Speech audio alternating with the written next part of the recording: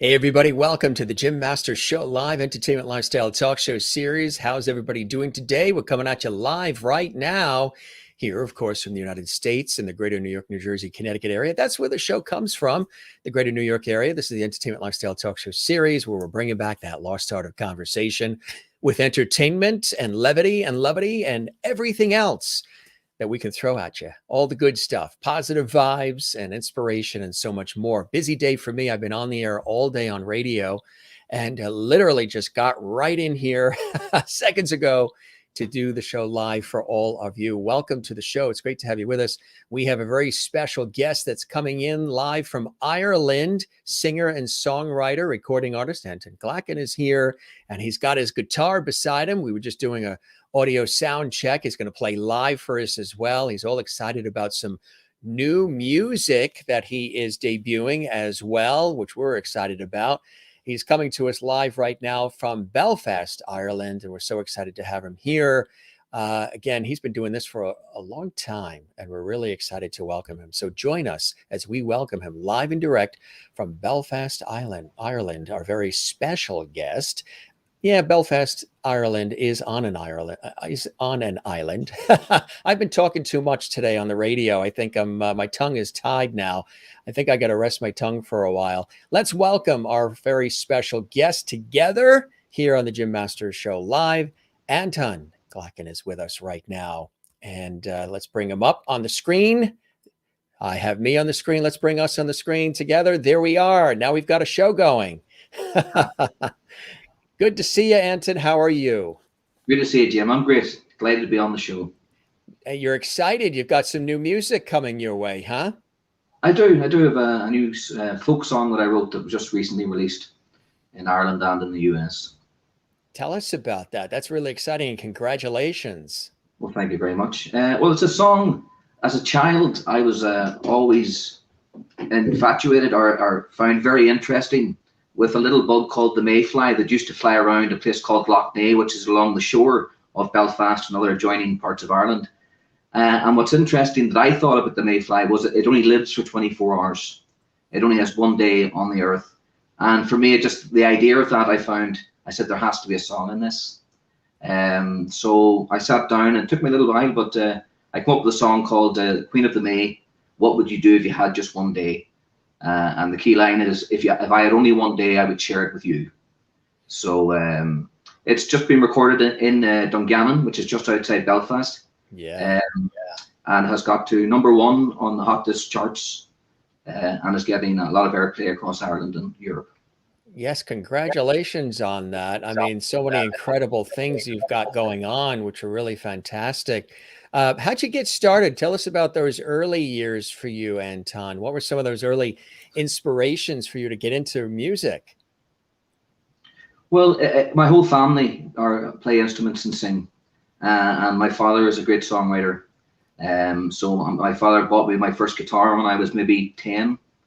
So by the age of 13, I was on stage performing, writing songs from an early age as well, about teenage love and all the things that you go through as a young man. And as I've got older, my writing has developed, and I think is hopefully better than it was then. But I was always a writer, even from a young age, and a performer. I played bass guitar in my father's band for about 10 years, from the age of 14 till maybe early 20s. Wow, that's fantastic. Who were some of the artists and the groups that you enjoyed, as you were growing up? Some of those that you looked towards. Did you enjoy? Because a lot of people are realizing that country music and folk are very popular in the UK and in Ireland. Oh, absolutely. I mean, on the Irish side of it, a band that I looked up to and then was lucky enough to work with was Bagatelle and Liam Riley, who wrote songs like The Streets of New York, Second Violin, Summer in Dublin. So I grew up listening to Bagatelle, both on radio and going to see them live. And then later, I was lucky enough to play with them. On an American country side of it, I would have to say it starts with Hank Williams. Oh, yeah. Certainly in our house. What is it about Hank Williams' music? And I know there's a song that you penned that pays homage to him. What is it about Hank Williams specifically that speaks to you, Anton? It's just how he can communicate and write the songs that they seem simple, but they're not simple at all. And he verged from country and jazz, which again I loved. I mean, some of the songs that he's written are just, even today, are as popular as they were when he released them. In fact, I was gigging on Monday night with my father, and we did 3 or 4. We did Jambalaya, we did Cheating Heart. So there's a lot of that. Also, I liked Kenny Rogers and Chris Christopherson, Willie Nelson, people like that. But it starts for me with Hank Williams. It's just how he wrote the songs he wrote, and in the style of just so raw and so pure and beautiful. Cool stuff. Is there a particular song that stands out for you from Hank as a favorite? Really, Lovesick Blues. The Lovesick Blues would be probably my favorite. Yeah, that's a great one, right? Yeah. Who are some others that you? Yeah, who are some others that you admired over the years too? Yeah, other songwriters. As I said, another artist who I'm not sure is as much a songwriter more was Christy Moore, who was massive worldwide, and again someone who I was used to go to his concerts. I haven't yet worked with him, but it's on my list.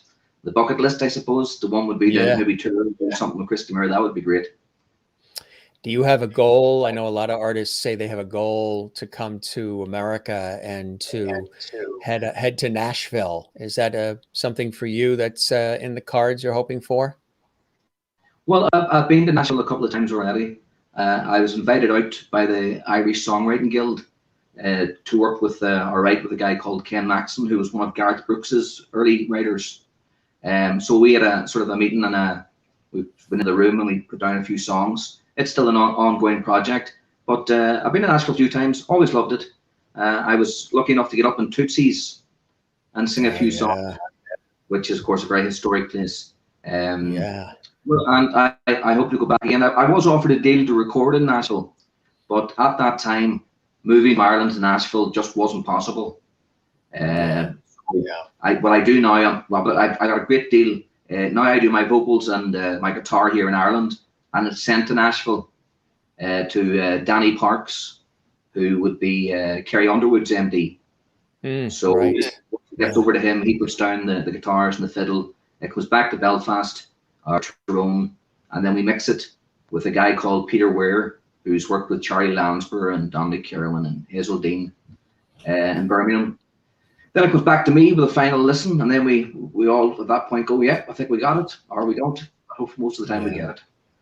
That's incredible. So what would you consider? I mean, obviously, this is a very demanding and difficult field that you're in. You got to get out there. You got to constantly hustle and have gigs and just really do all that you can. When last year happened, were you in the middle of projects that came to a halt, or appearances and things of that nature, and then had to sort of pause and pivot? Yeah, I was midstream in a country album I'm recording, so we had to put a pause on that. And I gig here in Belfast 4 or 5 nights a week.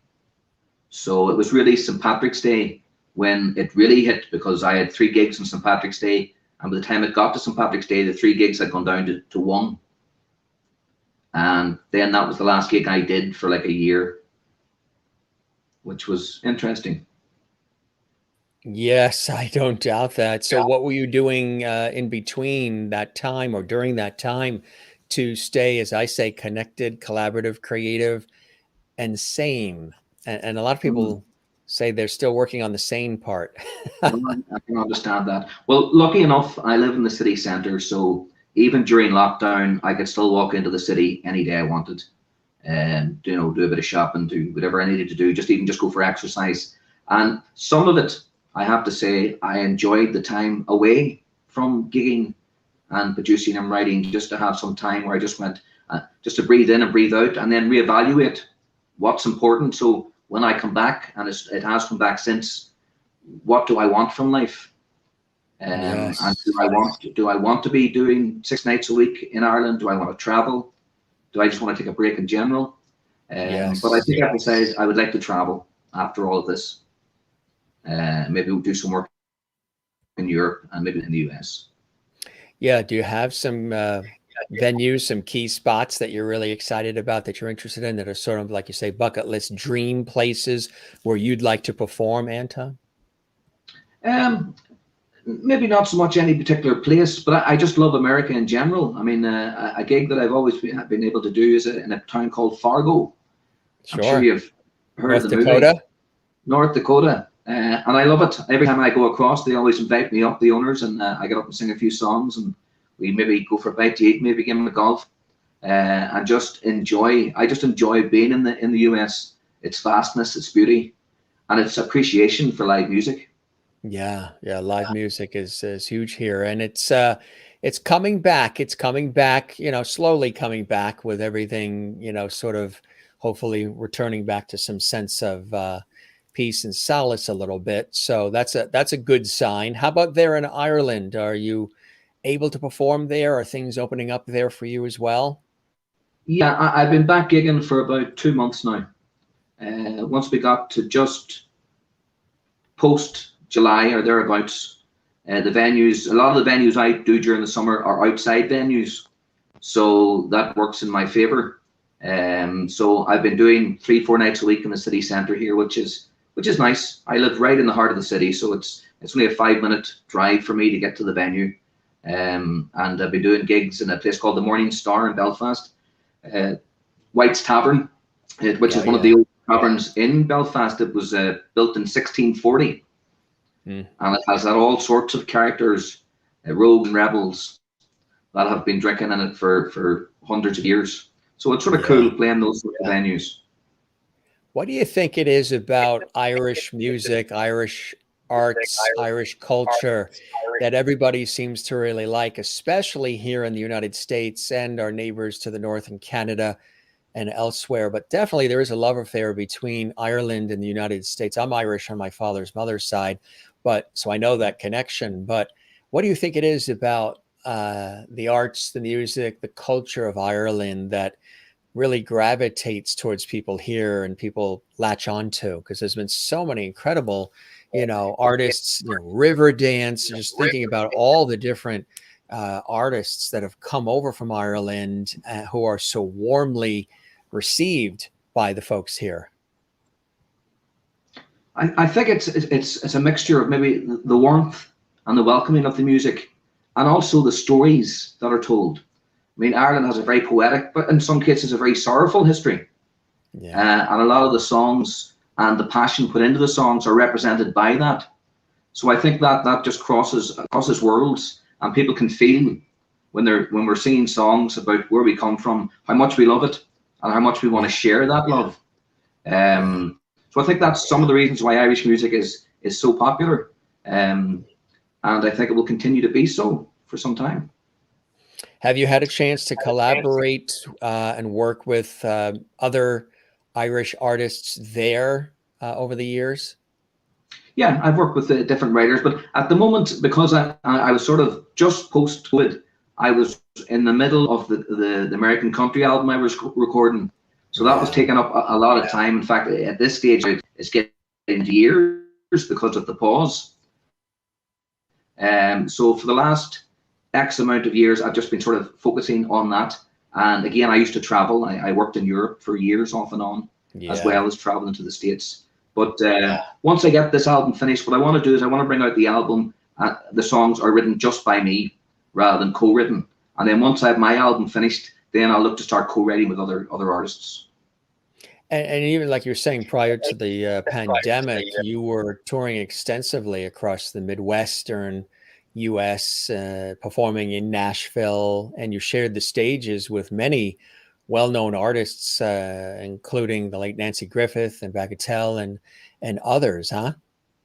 Oh yeah, Nancy was just a beautiful, beautiful lady. I was lucky enough. It was I'm going to say maybe the 11th anniversary of the Belfast Nashville Songwriting Festival, which is ran here, which is twinned with Nashville, run by Colin and Anne. They're two beautiful people who have been putting the festival on for, as I say, 10 to 15 years, bringing in the very best of American and world artists, and then linking them with Irish artists. And on and believe it or not, I shared that we did an in the round where each artist does a song each, and we do 3 songs. Nancy was on the right of me, and I was in the middle, and it was just an incredible experience to be able to share the stage with her. Yeah. She's just amazing. Mm. And Are there artists? Are there artists that you would like to? There's a little bit of I think there's a little feedback and delay happening here. There's a big ocean in between that might be doing that, the Atlantic. Plenty of waves. Other artists that you would love to connect with and perform with? Yeah. I mean, I would love. I mean, you can list any amount of. I mean, Gareth Brooks I'd be someone I would have loved to be able to work with at some stage. And then here in Ireland, I would love to work with the likes of the High Kings, possibly. The Furies, I grew up listening to the Furies. So a lot of bands maybe where I grew up listening to them. That would be great. Lovely in my later age to play with them. Yeah, they're good friends actually of mine. Darren and Brian Dunphy, Darren Holden, Finbar, Paul.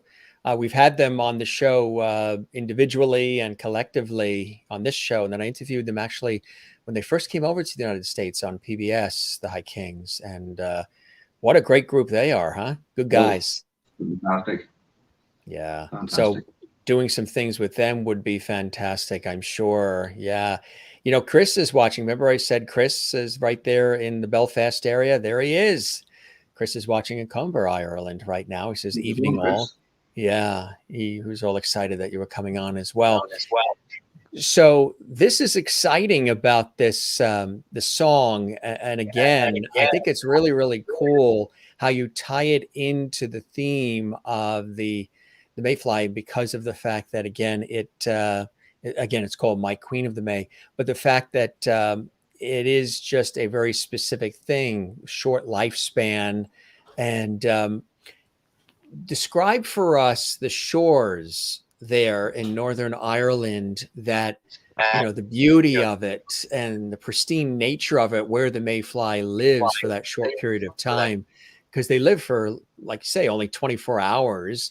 But it's what they do, I guess, with those 24 hours that count. And I think that's a good message for all of us to realize that sometimes it isn't how long, it's what you do with, you know, the time in our lives. Tell us about that area there in Northern Ireland, which is beautiful. Well, it's gorgeous. I mean, it's somewhat hard to describe, but if you do, I have a video up at the moment on YouTube at My Queen of the May, and we actually have drone footage off the Loch Shore. So it's again, it's one of the most beautiful parts of the north. I mean, beautiful forest, beautiful shoreline, great for fishing. There's some of the best eels in the world would be swimming close to it. It's just a beautiful, relaxing place to be. And as a child, it was always great fun to be running through the forest and alongside the water. Yeah, I can imagine that. So My Queen of the May, again, I know it's very, very exciting. Congratulations. This song was produced by Peter Ware, and contributions from musicians musicians from both Ireland and Nashville, right? Yeah, and also my producer in Ireland, who I always seem not to mention, Plunkett McComb, who's the guy on the ground here for me in Ireland when we're doing the recordings between there and Nashville. And on this particular, on the folk number, all the country stuff is with the Nashville players, but the folk, particularly the Hank Williams song, that's all the Nashville players. But the Queen of the May, I used a lot of players from Ireland, including one particularly talented man called Plunkett McCartan, who's a fabulous fiddle player and fabulous piano player. And I'm lucky to have these guys so close to home. So a mixture of both. The Hank Williams song is all the Nashville guys, and the folk song is the Irish guys.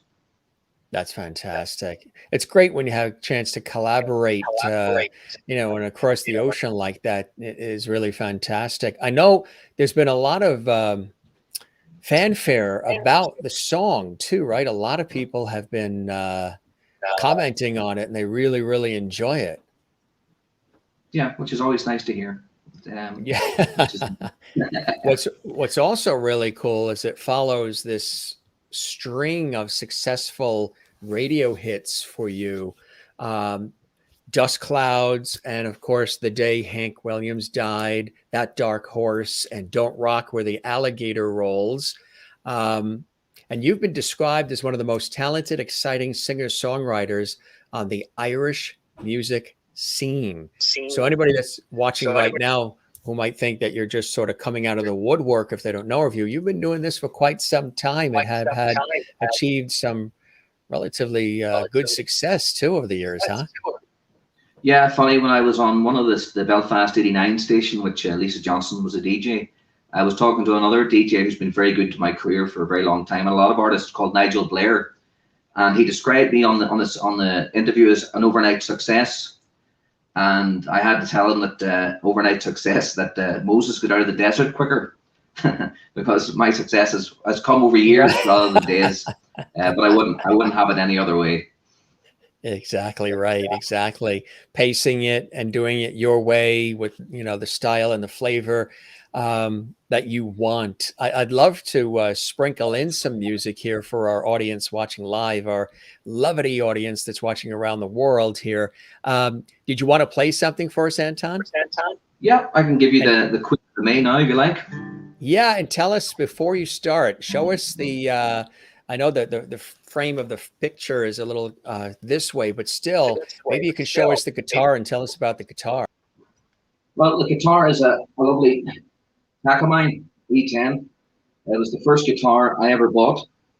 And what's beautiful about the Takamine is that the older it gets, the sweeter the sound, both acoustically and when playing live gigs. So I was very fortunate to get it because I happened to work in the place that was selling it.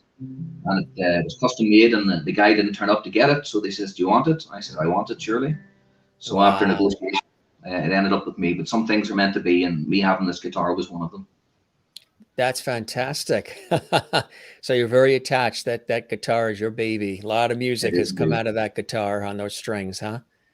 It has indeed, yes. That's it. All right. Here's the song, gang. And we appreciate Anton sharing it with us.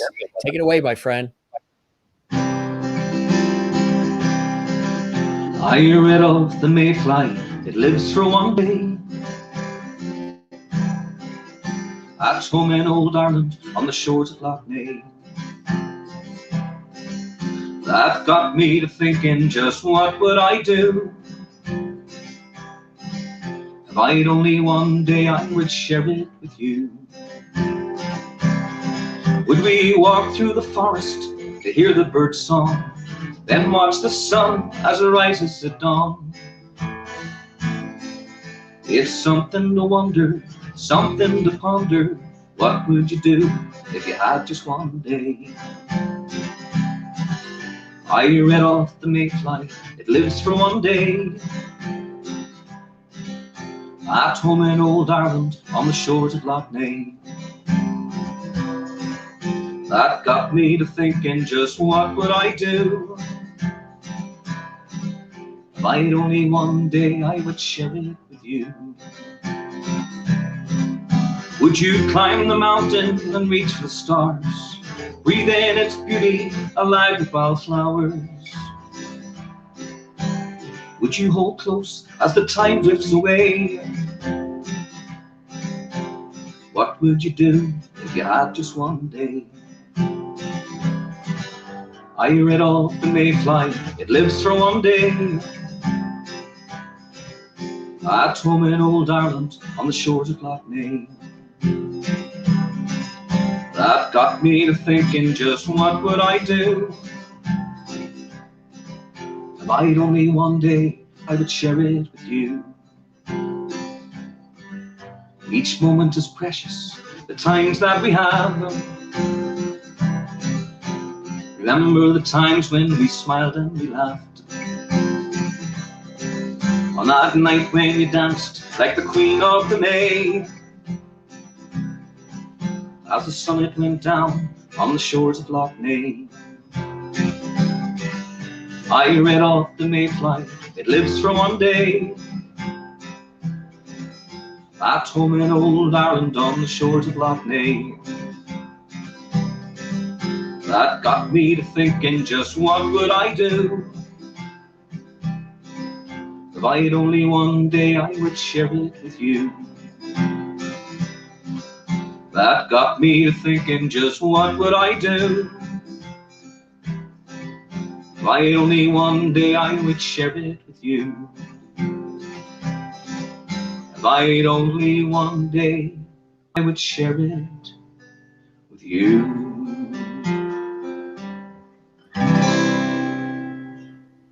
Really nice, my friend. That's such a beautiful song, you know? And it's so it ties in to not only the mayfly, and if the mayfly could sing, that's exactly what it would sing. But it's uh, it's such a perfect song for our times, you know, having been going through everything we've been going through the last 2 years or so, where we are realizing that if we only have the one day, you'd want to have it with that special person and make the most of it.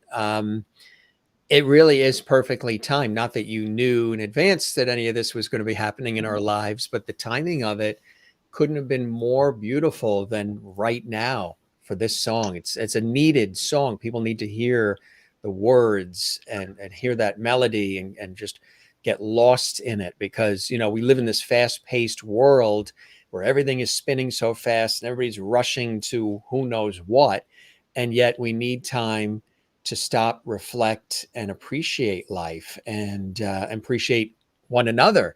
And I think the times that we've been experiencing have been a reminder of that. But music like that, what you penned and are sharing and people are raving about, is also another indication, a reminder of the importance of savoring every day and the people that are in the day with the days of our lives, right? I completely agree. I mean, I think after what everybody has gone through, that it's a time of reflection and really wondering and figuring out what is important, what makes you happy, what makes you enjoy life, and who do you enjoy life with. And for me, of course, friends and family, those are very important. So, if anything, maybe this will bring us closer together, and it'll be maybe less of a fast world and more of a, you know, a relaxed atmosphere where people can just chill and enjoy the moment. Yeah, it's like I said, it's perfectly timed, and it's so important that we do, you know, listen to those words. I know a number of our viewers who are watching with us right now, they're uh, giving all kinds of great thumbs up here. Sherry Larson's watching in Kansas right now, and she's giving hearts. Oh, And sure. yes, and Alessandra is in North Carolina, USA. She's needed to hear that. Thank you, Anton. And Christine Clifton, who's also in North Carolina. Really relevant song, enjoyable song, Anton. Claps coming in from Kathleen Walker. These are all of our lovely viewers who watch our show all the time, and they're so interactive with us. We love them. Kathleen Walker in New York City has claps coming your way. Jen Barry is in Allentown, Pennsylvania, USA. I'm outside in our front yard dancing in the sunshine now. Slancha from Jen. Juanita's in South Africa. She says, love it. Beautiful song. Uh, Scream Queen Army, which is Chris in Comber, Ireland, there in the Belfast area. Brilliant, Anton. And Merlin, who's watching in Ontario, Canada, says, love the words. She's loving it as well. So I think this song is really hitting people in a very special way. You know, a lot of times music can be very, very healing. Can it, Anton? You know, as much as it can be danceable and entertaining, and we just love listening to it, it can have a lot of power when used in a positive way, like you're doing with a song like that. Yeah, I'm getting a lot of response with people who maybe have lost somebody, or maybe going through a hard time or have health issues. And I've been getting a lot of emails and comments thanking me because when they listen to the words of the song, it gives them some hope and some warmth. And of course, that's always great to hear. You want your music to affect people in a positive manner, and as you say, maybe brighten up their day or make them feel a little better. And if you can do that with a song, I think you've done something. Absolutely. Aside from the Mayfly, were there other inspirations that you were thinking about when you created that song? Your own Well, it was life, your funny own because family? yeah, when I originally was talking about writing it, I thought I was thinking of a butterfly that lived for 24 hours. Um, And then I was chatting to him. I was thinking, I read that somewhere. I think it was a butterfly that lives for 24 hours. And then I was back home in Tyrone with the parents, and I was talking to my father. He says, I can't find. He says, no, it wasn't a butterfly. It's the mayfly, and you remember it from your childhood. And then once he said that, everything else just fell into place. It was, I mean, the song almost wrote itself. Which was nice. Funny, one of the strange things is that although I know I've written these songs, I don't actually remember writing them at the time. I write these songs. I know I wrote it, but I can't remember when I wrote it or what I was. You know, it was. It's interesting. It's one of those things I just a little peculiar, but maybe unique. Is that a lot of songs I write, I don't remember writing them. I know I did, but really, it's just not there. It's like when I'm in a it seems when I go into like I zone into something, and then I start by writing, scribbling on the paper the lyrics, and then that will get filtered down till it's the best lyrically it can be, and then I go looking to try to find a tune that matches. That is fantastic. So yeah, are you starting with the melody first, then the lyric first, then the melody, or is it depending? Always the lyrics first. Always the lyrics first. I get a moment of inspiration, or somebody will say something to me like a line, and all of a sudden they'll say it, and it'll click, and I go, "Oh, that sounds like there's a song in that." Sounds like a and song then it starts to develop, and starts to roll. So you must be a real observer of life. You're always soaking in what's going on around you, what you're seeing, what you're feeling, what you're witnessing, what you're hearing, because any of that could be, purposeful for a song. Oh yes, and there's moments of beauty, even in darkness, where maybe you're not feeling great, but all of a sudden you write something that turns out to be beautiful, and there's inspiration almost everywhere you go. It's just a matter of sensing it, and when you do hear that one line, or you see something like leaves blowing in the wind, or the sound of that, something then starts to go in the mind and the heart. And then the song writes itself in a lot of cases. Like Peter, Paul, and Mary's Blowing in the Wind. There you go. Yeah, exactly. Or Leaving on a Jet Plane, and all these different. Love John Denver. John Denver, yes, huh? Yeah. When you think back of, we lost him too soon, all the incredible music he was responsible for as well. But again, I know Hank Williams, for you, near and dear to your heart, and of course a legend, gone too soon as well. Did you want to share the tune that you penned in honor of Hank? Yeah, I can indeed. Yeah, it's tell us a little bit about it. Well, I grew up listening to a lot of his songs, and if there's any big Hank Williams fans in there, you'll notice that I must reference 7 different songs that he's written in the song itself. Yeah. But you know it unless you were like a Hank Williams fan. So I've always been a Hank Williams fan. It started, I think, with my father when he first went across to America to our relatives in the 70s. And my uncle Vance was a country boy. He had the pickup truck and the blue jeans, and he just worshipped Hank Williams. And my father started listening to Hank Williams, and then he fell in love with him, and then it was passed down to me. So I grew up listening to Hank Williams, and as I said, the songs he writes and how he writes them, it's very pure. It comes from something inside, and in a lot of cases, I think with Hank was pain. I think a lot of times, a lot of times he was, as I said, I don't look for trouble; it knows my address. Yeah. So I think that was maybe the case with Hank Williams. Yeah. But this song was about the day that he died, which was, of course, New Year's Eve, on his way to a gig in Ohio, I think 1953, 54. And the driver stopped to get something at a gas station and says, "Hank, do you want anything to eat?" And he said no. And when the driver came back, Hank was in the back of the Cadillac, had left this world. And it's funny, one of his songs, which I also reference in this, is that he never got out of this world alive, which was one of the first recordings he ever did. He showed up drunk at the age of 15 to the recording studio and recorded that first song. So, I mean, I think that says everything you need to know about Hank, even with that. Amazing. But this is a song, amazing. This song's called "The Day Hank Williams Died." Beautiful. Just spent a night in a Las Vegas jail. I can't quite remember why. We get married when I get out of bail. Sure makes this voice go dry. 2 whiskey sours for this crumpled old note, for the red eyes in Kansas and our long sunk boat, while listening to a song Hank Williams wrote for that woman that did him wrong. And he passed at the age of 29 in his big Cadillac, well before his time. Those cheating hearts, he'll no longer pine. For this good old boy is eating jambalaya, that old doghouse way up high. He never got out of this world alive.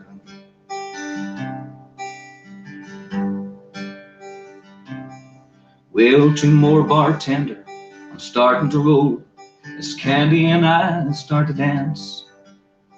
No more of this cowboys drifting alone and living this life on chance. But this kind of living is all that I know. But there ain't much work for an old rodeo. But your wealth never saved no souls, well, Hank Williams sang the blues. And he passed at the age of 29 in his big Cadillac, well before his time. And those cheating hearts, he'll no longer pine. For this good old boy is eating jambalaya, that old doghouse way on high. He never got out of this world alive. Do you remember the day Hank Williams died? I remember the day Hank Williams died.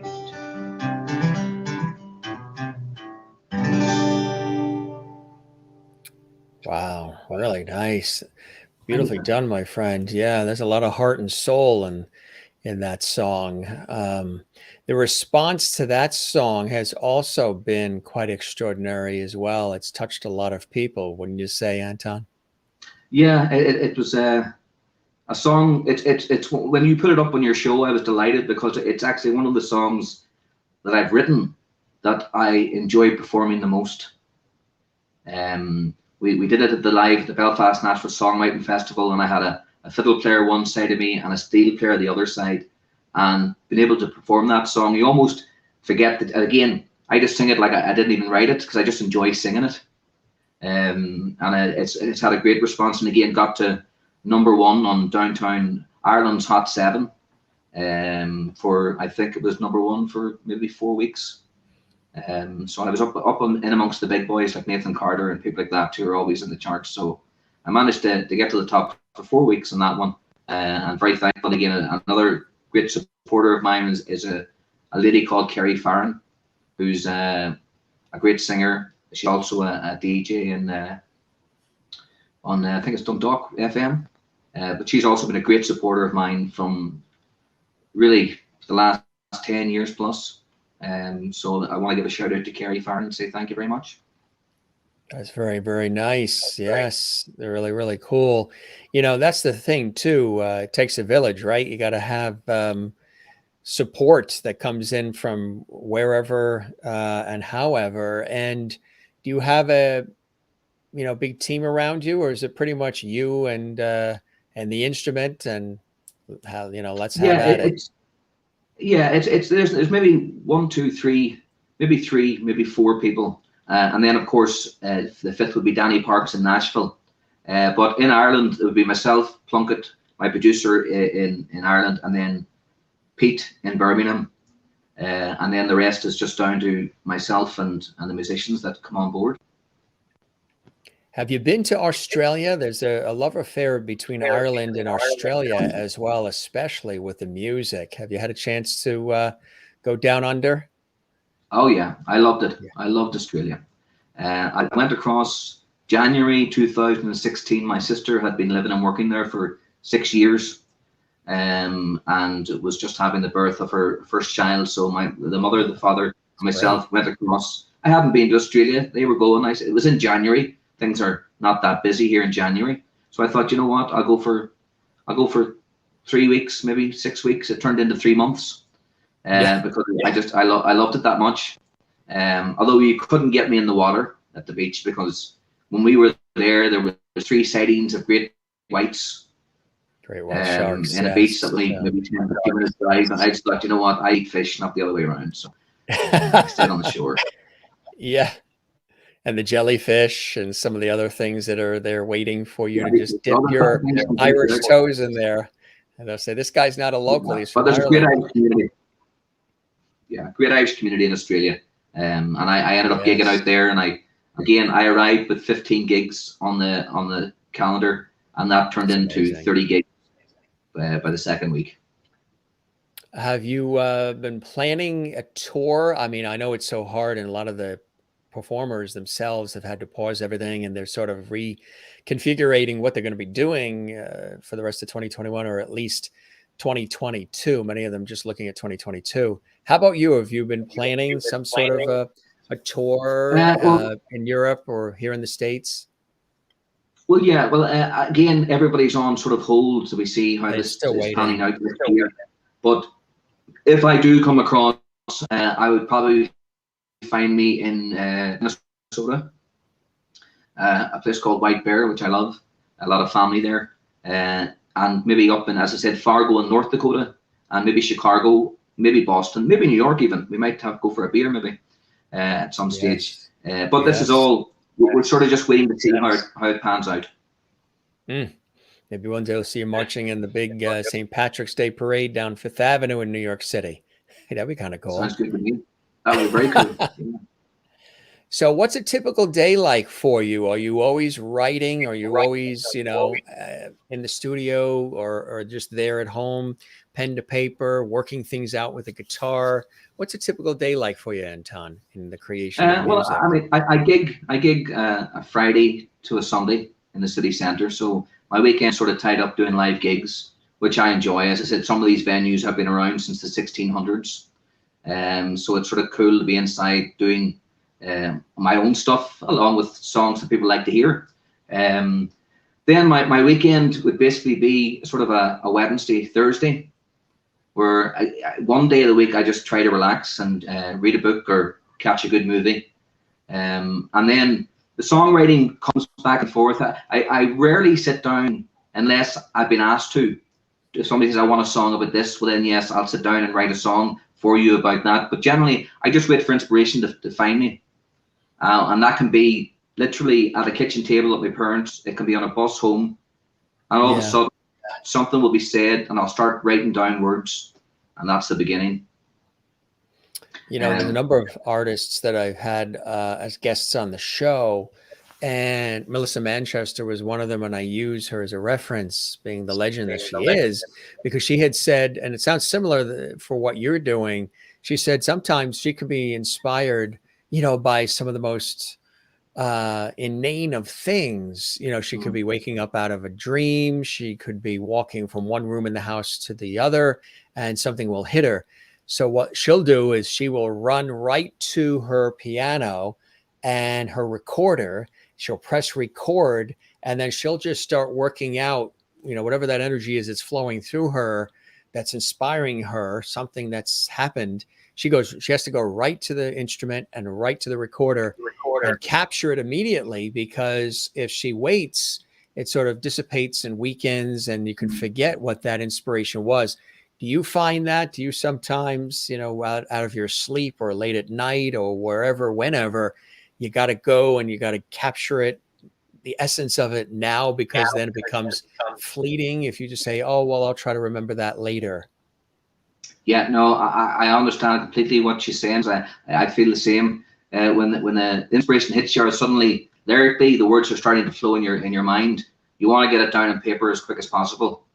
But I also say if it's really good, you won't forget it, but that's not always the case. So what I normally do, and a lot of the times it's grabbing a pencil or a pen from anybody, and getting a piece of paper and just starting to jot down the key elements of the song.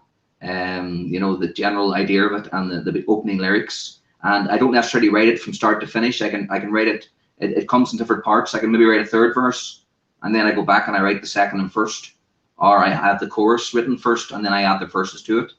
And a lot of the times when I'm writing the first or second verse, what I'm writing then will sort of dictate where the third one goes. And again, a lot of it's just, even I'm writing and I'm going, wow, it's just something takes over you. And before you know it, you've penned a song, and then it's straight, as you say, in piano in her case, in my case, it's straight to the guitar. And I always find the music, because there's only so many notes on the scale, and they've all been used so many times in different ways. So I always find it hard to find. I think that the music is harder to find than writing the lyrics for me. But it's nice when it happens, and it takes over you for the length of time until it's done. You're focused on it. Right. Exactly. You mentioned the guitar. Do you play electric as well as acoustic, or are you strictly acoustic? Well, no, I can play electric, but I'm generally an acoustic guy. I also play. I love playing country bass. I'm a bass guitarist as well. Yeah. In fact, we have a gig here called Ronnie Drew's, obviously famous name, and we're in there on a Monday night doing songs, American country and Irish folk, every Monday at 8:30, which is really nice. Myself and my father. Yeah. Oh, that's awesome. Yeah. Have you toyed with other instruments too along the way, away from the guitar? Other? Yeah. When I was a whistle player in a folk band for years when I was younger. Oh, did you? So again, I love playing the whistles. I tell people I play the whistle. I'm not a whistle player. There's a difference. So when it comes to folk music, I love playing the whistle. I don't do trad music because it's such a high standard. It's something I probably should have tried to learn when I was younger. That would be something on my bucket list, to be able to play some trad on a whistle, traditional music. But it may happen in the future. We never know. Yeah. So that song, the one that you played earlier, that is the newest one that we're all excited about, My Queen of the May. How long did it take you when you first were inspired to write that, Anton? How long did it take from the inspiration to it being done to where you're satisfied with it? You're satisfied with the lyrics, the melody, it's completed, it's produced, it's out there. How long was that process? What was that like?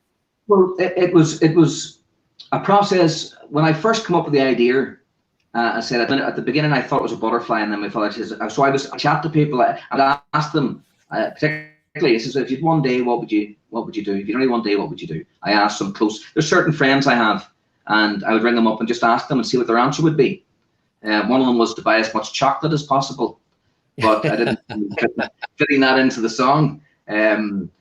So I asked different friends, what would you do if you had just one day? And the line just came. I mean, if I had only one day, I would share it with you. When I wrote it, I went, oh, that's actually, that works really well. And again, my father's an inspiration to me. And when I'm writing songs, I'm usually on the phone to him, saying, what do you think of this? Have any ideas? And he'll give me some thoughts. I'll go back and look and say, right, can I make this better than it was? And there was a bit of a pause for the song, because as a songwriter and a performer, I've performed now for best part of 25 years. Yeah. And my dream is just to, at some point in time, just write songs and have other artists record them. So My great. Queen of the May went to the Furies. The High Kings, they loved it. But it's sitting then for 2 months and nothing was really rolling, and I think in part to do with the pandemic. So I thought, you know what, who knows what's coming next year? So I might as well just release it myself, and it's really done. It's been great. It's been great for my heart to get such a lovely response from people. Absolutely. The High Kings actually were just here in the United States. They just completed a tour.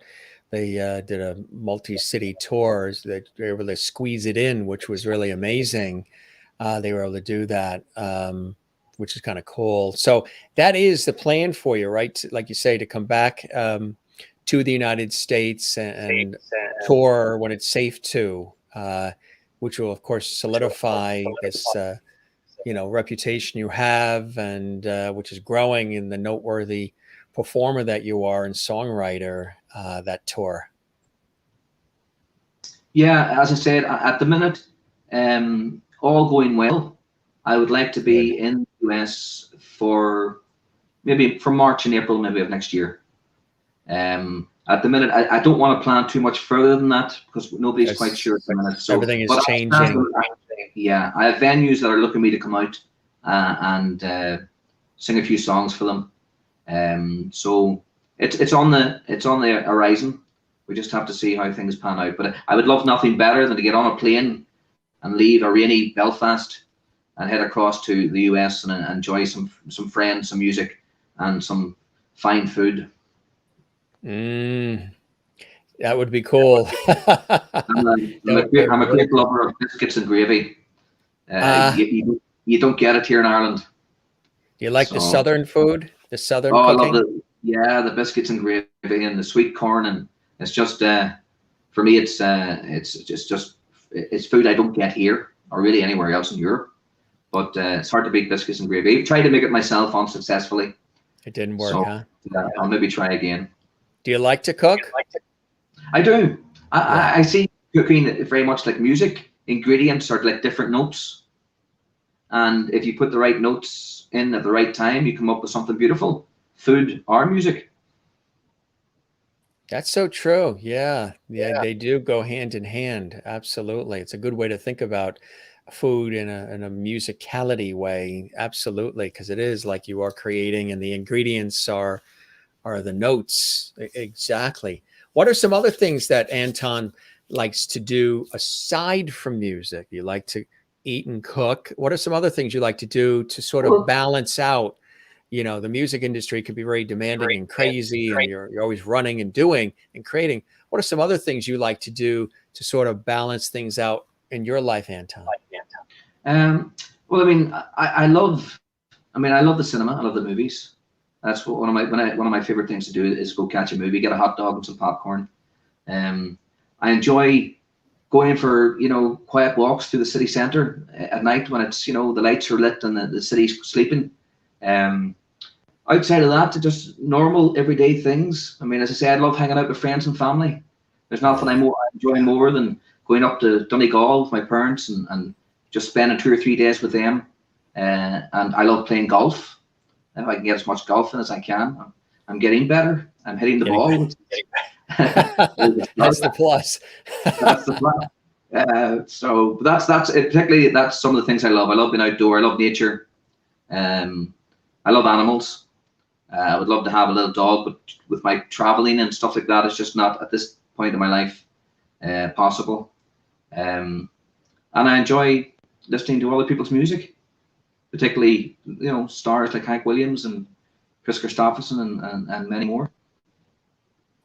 Yeah. Have you had a chance to work with the likes of Phil Coulter and others like that? Oh, funny that the fiddle player in My Queen of the May is actually works with Phil Coulter as his fiddle player. So Uh, there's a connection here. so you got the connection there as well, which is really, really cool. Obviously, you've been doing this for a long time and you love it.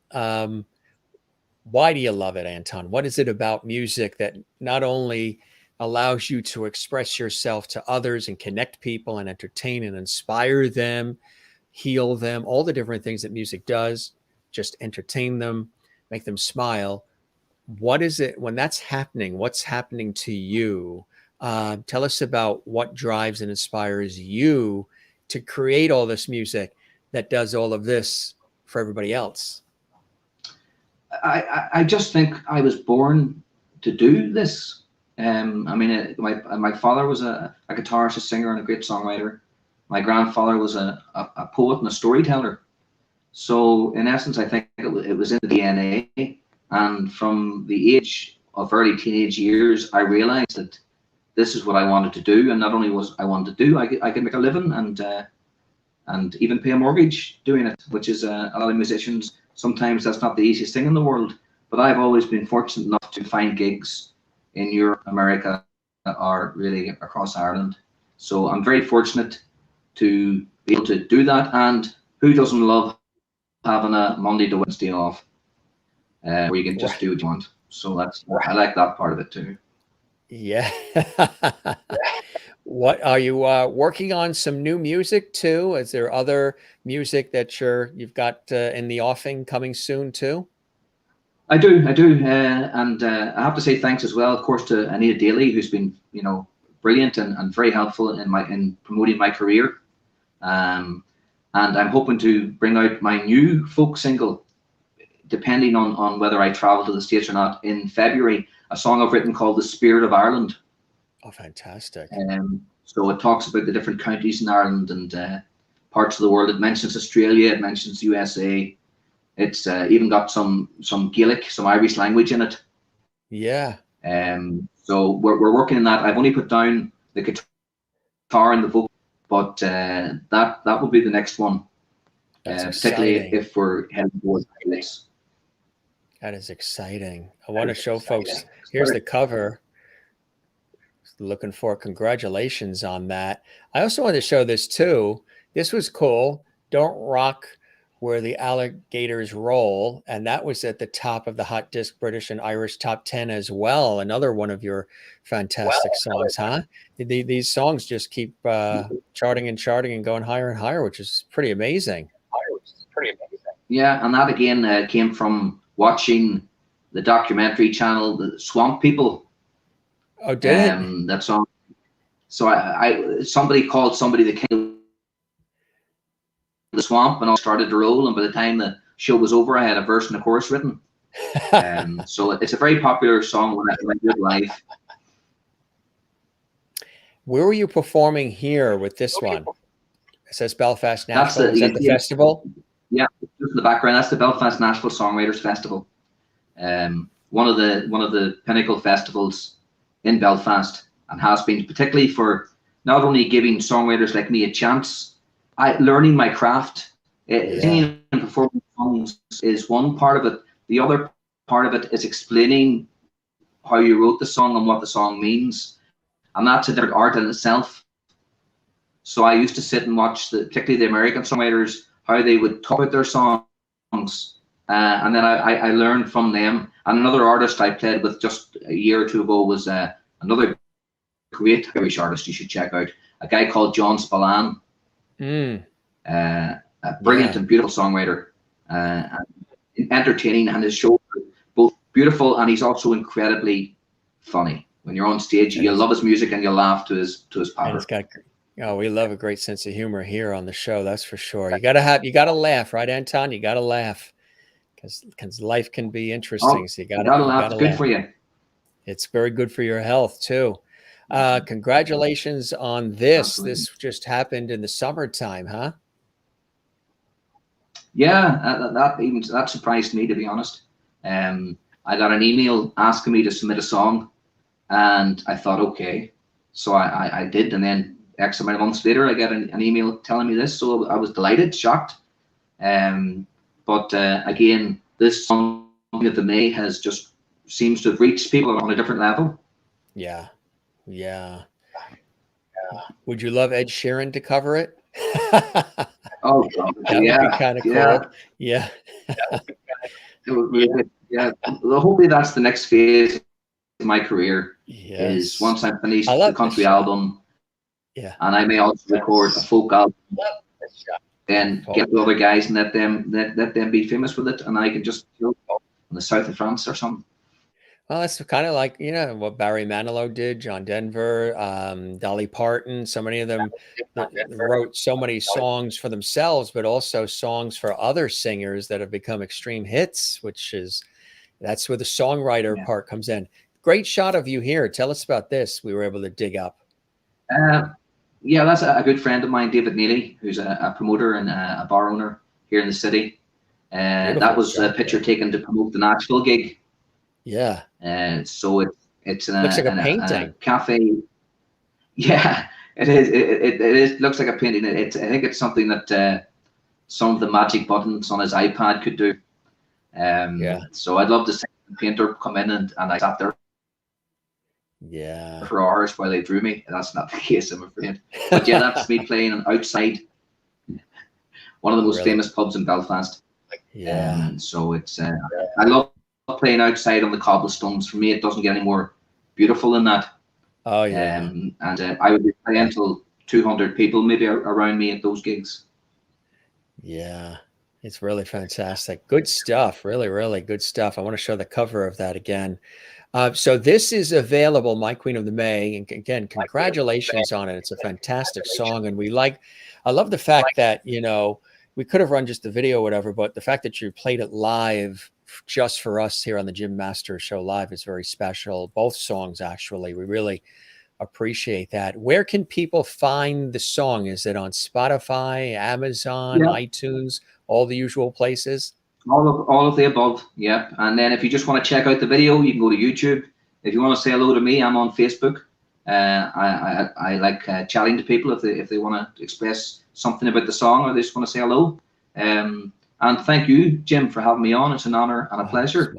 My pleasure. And I hope it's not the first time or the last. No, right, exactly. No, it's I hope the show met whatever we chatted for about an hour here, which is fantastic. It went by in a New York minute, felt like 15 minutes here, but I hope the show met whatever expectations you had and you enjoyed the time with me and all the lovely viewers as much as I certainly have with you. Thoroughly enjoyed it. Thanks for having me on. Good luck with everything. My pleasure. Good luck with everything. And one of my sidekicks here, another Hollywood legend, just wanted to say that he thought your singing was exemplary and he wishes you much success. Mr. George Burns, the comedian, is with us tonight. Thank you, George. And yeah, he pops in towards the end, and the guests are like, "Oh my God, is that George Burns?" Yes, it is. There he is with his cigar in tow, and he said, "You knocked it out of the park today, kid," and he wishes you all the best. So you got thumbs up from George Burns too, huh? Well, as they say in Ireland, slán go fóill, which is goodbye, thank you. Gormy August. Slam the file. Slán go fóill. Oh, I like that. I'm gonna write that down. And, when I started, when we had some of the guests on from Ireland, we would be talking about how we were having so much crack on the show. So for the American audience, Canadian, and basically everywhere else around the world, we had to make sure we paused and explained we are talking about Irish crack, C-R-A-I-C, humor, good times, jolly, happy. That's what we're talking about. That's what we Funny story. One of my first gigs ever in America, in Minnesota, in a bar called the Halftime Wreck. I was 18 and we were on stage and I shouted that out. I says, "Hope you're enjoying the crack." And the bar manager looked at me and didn't know what to say. And we had to explain to them that it was C-R-A-I-C. I see, right. Otherwise, he was afraid his place was going to be closed down or something. If word spread, they were doing crack last night in the place. That's why. Yeah, it just means good times, happy times. This was fantastic, my friend. Thanks for being with us. Thanks for all the great music and wit and wisdom, the conversation. We'll keep the porch light on for you. You're welcome back anytime. Again, good luck with this. And congratulations on it. It's a winner of a song and everything else that you have for us coming down the pike. We'll stay connected and we'll have you back on the show for sure. Spread the word about the Jim Master Show Live as well. We'd really love that too, my friend. That would be fantastic. All right. You're welcome. Cheers. Have a good night. Very much, Take Jim. care, okay? Take care. Roger. Cheers. Anton Glackin live from Belfast, Ireland, right here for you on the Jim Master Show Live, entertainment lifestyle talk show series. Hope you guys enjoyed the music, the levity, and the great conversation. Maybe you learned about a brand new artist, Anton, for you that you're going to add to your collection. Again, he's, like he said, he's been doing it for 25 years.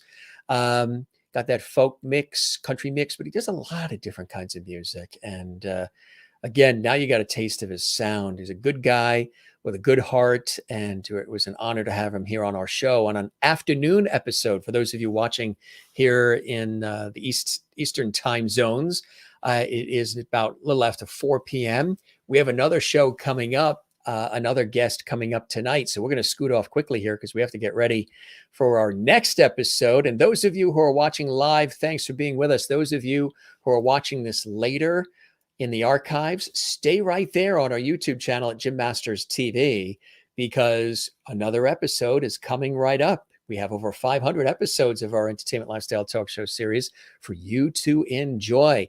Hey, if you guys missed the conversation I had with the Pointer sisters, Anita Pointer and Ruth Pointer, we did that a little bit of a while back. Check that episode out. A lot of people are viewing it. A lot of people are watching it.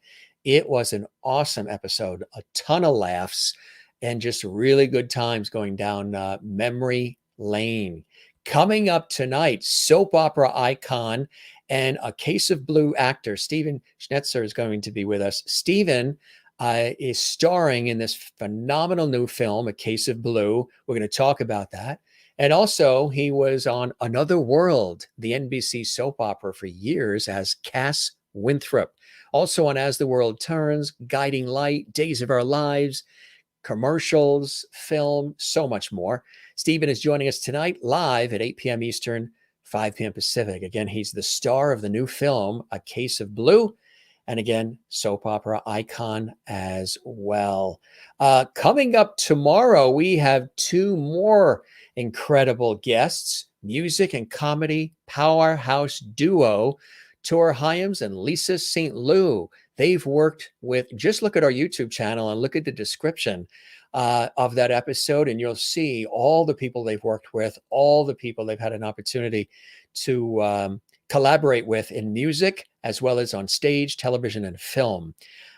They are a powerhouse couple. They're with us tomorrow, 8 p.m. Eastern, 5 p.m. Pacific. And on Saturday afternoon, 3 p.m. Eastern, noon Pacific, stage, television, and film actress Susan Mosher, who's going to be with us. She starred in Hairspray on Broadway. She's also been on Beverly Hills 90210, a lot of television shows, commercials, film, movies, and stage. Susan is with us for a special episode coming up at 3 p.m. Eastern, noon Pacific on Saturday. And again, Stephen is with us tonight. We thank Anton Glackin joining us live and direct from Belfast, Ireland. He graced us with great music, conversation. He got a chance to really learn a little bit more about this fine gentleman and why he loves doing what he does and has been doing for 25 years for all of us. Hey, gang, don't forget to like and subscribe. If you liked this episode, give it a like on our YouTube channel. We would love that. And leave a comment on our YouTube channel as well. That helps us out big time. We'd really appreciate that. And subscribe to our YouTube channel if you haven't done that yet. There's no cost. The YouTube channel is right there. It's Jim Masters TV. It's the channel you're watching right now. Subscribe to it. We would absolutely love that. Click that red button, and then boom, you'll see subscribe pop up. That really helps us as well. Thanks for joining us, everybody. All the great comments around the world from everybody. We toast all of you, and we thank you for being with us here on the show. Yes, we will have Anton back. Jane is watching in Sweden with more music. He's great, absolutely. Juanita, good seeing you as well. And Chris and Comber, my pleasure. Great show as always. Thank you. Ruth Reedy, Hearts, thank you very much. Kathleen in New York City, thanks, Jim. Great show. See you later. Absolutely. I know you're excited with Stephen coming on the show. And Hearts coming in from Ruth. If you guys miss any episodes that are live, you can see them all on our YouTube channel because 500 plus episodes are there archived for you. Anita, good to see you as well, my friend Anita. Thanks, Jim. My pleasure, Anita, as well. We love you too. And Alessandra, thanks, Jim. You were able to watch the entire show. Perfect. Juanita says, thanks, Jim. Great guest and music. Thank you very much.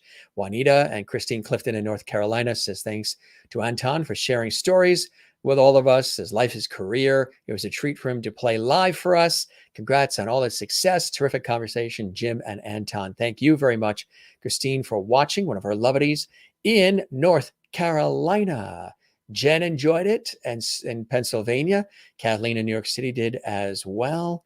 And good stuff. And Sherry Larson, thank you, Anton. Got busy with patrons, so we'll have to watch in the archives. Definitely watch in the archives. You can watch over 500 episodes in the archives. Tomorrow is the last day you will ever work again. Yay, congratulations. Not for me. I'll be working probably till I'm 100, which is many years away. I'll probably be sitting in this chair still doing the show then, hopefully, God willing. Tomorrow is my last day. Again, congratulations. A lot of hard work. So no more getting up early at the airport. You can sleep in as well. We'll see you later on the next show. Thank you, Alessandra, as well. And good stuff, gang. We all love it. And cheers to you. Jen wants to cheers, so we cheer you as you enjoy your libation there. And we'll see you tonight as soap opera icon Stephen Schnitzer joins us. And again, you remember him from Another World as Cass Winthrop and so much more. And the new movie he's starring in, A Case of Blue, which is going to be riveting. Again, we thank Anton one more time coming in from Belfast, Ireland, live here on the Jim Masters Show Live. And we thank all of you. We'll see you on the next show.